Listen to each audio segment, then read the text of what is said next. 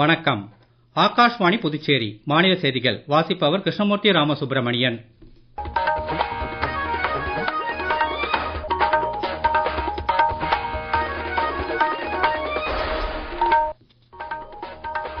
தலைப்புச் செய்திகள். மாநிலங்களவையில் ஆபரேஷன் சிந்து ராணுவ நடவடிக்கை குறித்து நேற்று தொடங்கிய சிறப்பு விவாதம் இன்று தொடர்ந்து இடம்பெற்றது. பகவான் புத்தருடன் தொடர்புடைய உடல் எச்சங்கள் மற்றும் புனித பொருட்கள் 127 ஆண்டுகளுக்கு பின்னர் மீண்டும் இந்தியாவிற்கு திரும்பியிருப்பதை பிரதமர் திரு நரேந்திர மோடி பாராட்டியுள்ளார். பள்ளிகளில் நிஜமான கற்றல் நிகழ்வதை உறுதிப்படுத்தும் வகையில் கல்வித்துறை மறுவரையறை செய்யப்படுவதாக பிரதமர் கூறியுள்ளார்.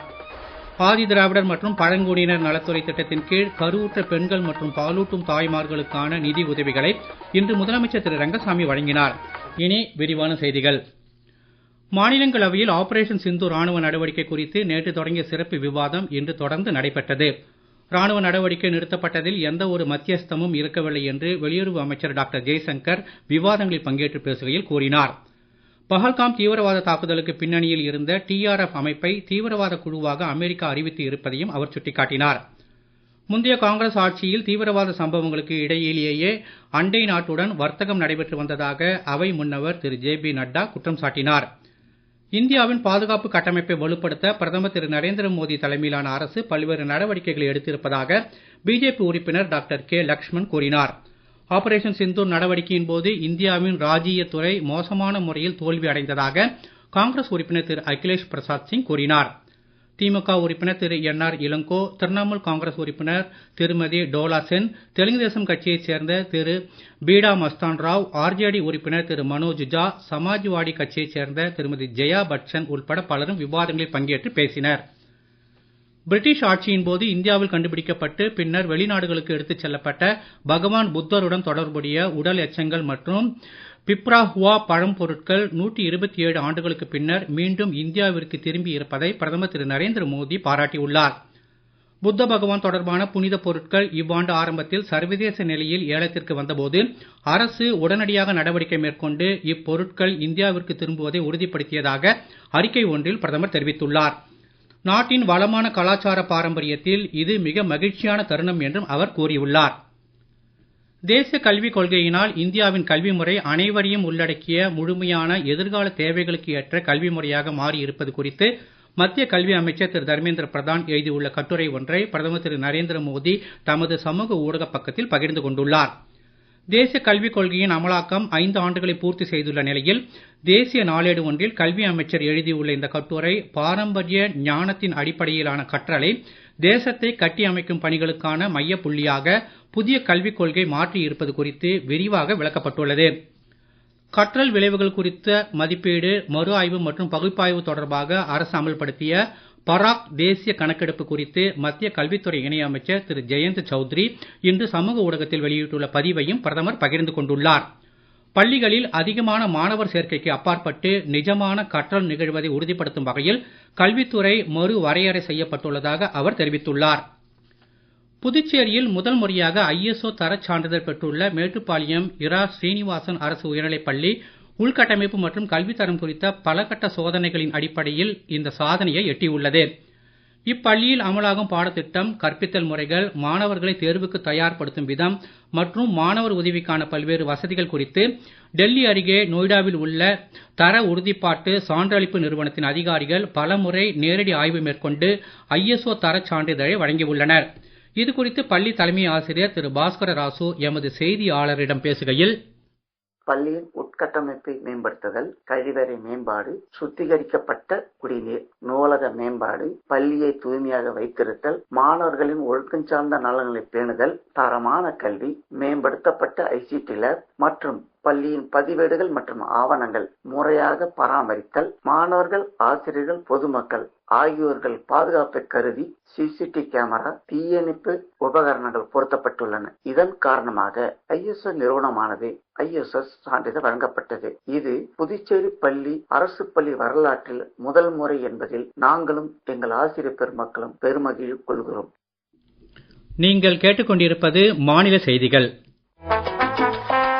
ஆகாஷ்வாணி செய்திகளை நேயர்கள் உடனுக்குடன் தெரிந்து கொள்ள எமது புதுச்சேரி மண்டல செய்திப் பிரிவின் சமூக ஊடகங்களான @airnews_புதுவை என்ற எக்ஸ் பக்கத்தையும், all India radio news Puducherry என்ற Facebook பக்கத்தையும், @RNU புதுச்சேரி என்ற யூடியூப் சேனலையும் அணுகலாம்.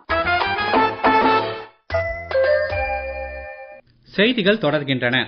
புதுச்சேரியில் ஆதி திராவிடர் மற்றும் பழங்குடியினர் நலத்துறை மூலமான திட்டத்தின் கீழ் கருவுற்ற பெண்கள் மற்றும் பாலூட்டும் தாய்மார்கள் 237 பேருக்கு மொத்தம் 36.61 லட்சம் ரூபாய் நிதி உதவிகளை இன்று முதலமைச்சர் திரு ரங்கசாமி வழங்கினார்.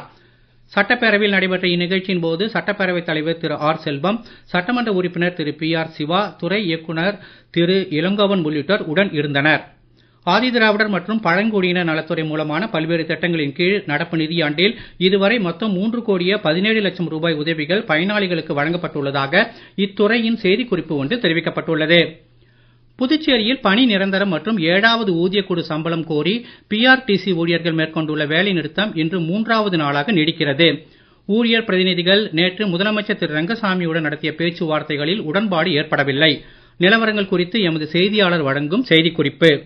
PRTCயில் பணிபுரியும் அனைத்து ஊழியர்களும் போராட்டத்தில் ஈடுபட்டு வருகின்றனர். நேற்று மதியம் முதலமைச்சர் ரங்கசாமியுடன் நடைபெற்ற பேச்சுவார்த்தையில் உடன்பாடு எட்டப்படாததால் ஊழியர்கள் தொடர்ந்து 3வது நாளாக இன்று வேலைநிறுத்த போராட்டத்தை தொடர்ந்து நடத்தி வருகின்றனர். போராட்டத்தின் அடுத்த கட்டமாக முதல் வாயிற் கூட்டம் நடத்தி அடுத்த கட்ட போராட்ட நடவடிக்கைகளை முன்னெடுப்பது குறித்தும் வருகிற 4ஆம் தேதி போக்குவரத்து கழக மேலாண் இயக்குநர் அலுவலகத்தை அனைத்து தொழிற்சங்க சார்பில் முற்றுகையிட்டு போராட்டத்தில் ஈடுபடுவது என ஊழியர்கள் தெரிவித்துள்ளனர். ஆகாஷ்வாணி செய்திகளுக்காக கந்தன் கருணாகரன்.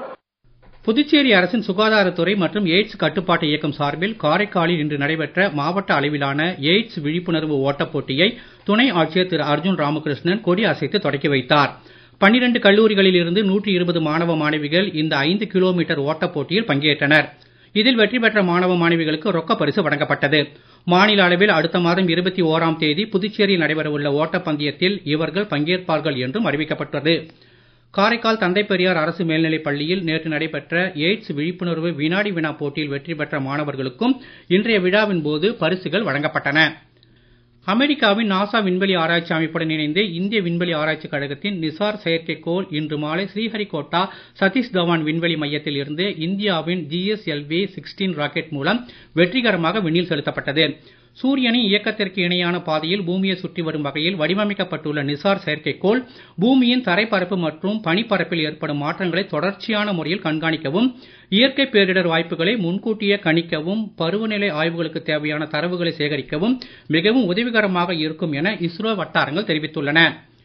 ரஷ்யாவின் தூர கிழக்கு எல்லைப் பகுதியான காமாட்கா தீபகற்பத்தில் இன்று அதிகாலை ஏற்பட்ட 8.8 ரிக்டர் அளவுள்ள கடும் நிலநடுக்கத்தை தொடர்ந்து பசிபிக் பெருங்கடலை ஒட்டி உள்ள பல்வேறு நாடுகளில் பிறப்பிக்கப்பட்ட சுனாமி எச்சரிக்கை படிப்படியாக தளர்த்தப்பட்டு வருகிறது. பிலிப்பைன்ஸ் நாட்டின் கடலோர பகுதிகளில் சுனாமி எச்சரிக்கை விலக்கிக் கொள்ளப்பட்டது. ஜப்பானில் ஹக்கைடோ உள்ளிட்ட பகுதிகளில் சுனாமி எச்சரிக்கை நீடிக்கின்ற போதிலும் கான்டோ உள்ளிட்ட பகுதிகளில் எச்சரிக்கையின் தீவிரம் குறைக்கப்பட்டுள்ளது. நில அதிர்வை தொடர்ந்து ரஷ்யா, ஜப்பான் உள்ளிட்ட நாடுகளின் கடலோர பகுதிகள் மற்றும் அமெரிக்காவின் ஹவாய் தீவுகளில் பல இடங்களில் சுனாமி தாக்குதல் ஏற்பட்டதாகவும் செய்திகள் வெளியாகியுள்ளன. பல்வேறு நாடுகளில் லட்சக்கணக்கிலான மக்கள் கடலோர பகுதிகளில் இருந்து பாதுகாப்பான பகுதிகளுக்கு செல்ல அறிவுறுத்தப்பட்டனர். வந்தே பாரத் ரயில் சேவை 3 ஆண்டுகளுக்குள் நாட்டின் அனைத்து மாநிலங்களுக்கும் விஸ்தரிக்கப்பட்டுள்ளதாக ரயில் அமைச்சர் திரு அஸ்வினி வைஷ்ணவ் கூறியுள்ளார். இன்று மக்களவையில் உறுப்பினர் ஒருவன் கேள்விக்கு பதிலளித்த அவர் தற்போது நாட்டில் 144 வந்தே பாரத் ரயில்கள் இயக்கப்படுவதாகவும் தெரிவித்தார். மேற்கு திசை காற்றின் வேக மாறுபாடு காரணமாக ஆகஸ்ட் 5ஆம் தேதி வரை தமிழகத்தின் ஓரிரு இடங்களிலும் புதுச்சேரி, காரைக்கால் பகுதிகளிலும் லேசானது முதல் மிதமான மழை பெய்யக்கூடும் என சென்னை வானிலை ஆய்வு மையம் தெரிவித்துள்ளது. இன்றைய தினம் ஓரிரு இடங்களில் அதிகபட்சம் மணிக்கு 50 கிலோமீட்டர் வேகத்தில் பலத்த தரைக்காற்று வீசக்கூடும் என்றும் தெரிவிக்கப்பட்டுள்ளது. சூறாவளி காற்றுக்கு வாய்ப்புள்ள தமிழக கடலோர பகுதிகள், வங்கக்கடல் பகுதிகள் மற்றும் அரபிக்கடல் பகுதிகளுக்கு மீனவர்கள் செல்ல வேண்டாம் என அறிவுறுத்தப்பட்டுள்ளனர். இதற்கிடையே கடந்த 24 மணி நேரத்தில் நீலகிரி மாவட்டம் நடுவட்டம் உள்ளிட்ட இடங்களில் தலா 1 சென்டிமீட்டர் மழை பதிவாகியுள்ளது. இந்திய, இங்கிலாந்து அணிகளுக்கு இடையிலான 5வது மற்றும் இறுதி டெஸ்ட் கிரிக்கெட் போட்டி லண்டனில் நாளை தொடங்க உள்ளது. இத்தொடரில் இதுவரை முடிந்துள்ள 4 போட்டிகளில் இங்கிலாந்து 2-1 என்ற கணக்கில் முன்னிலையில் உள்ளது. மீண்டும் தலைப்புச் செய்திகள். மாநிலங்களவையில் ஆபரேஷன் சிந்து ராணுவ நடவடிக்கை குறித்து நேற்று தொடங்கிய சிறப்பு விவாதம் இன்று தொடர்ந்து இடம்பெற்றது.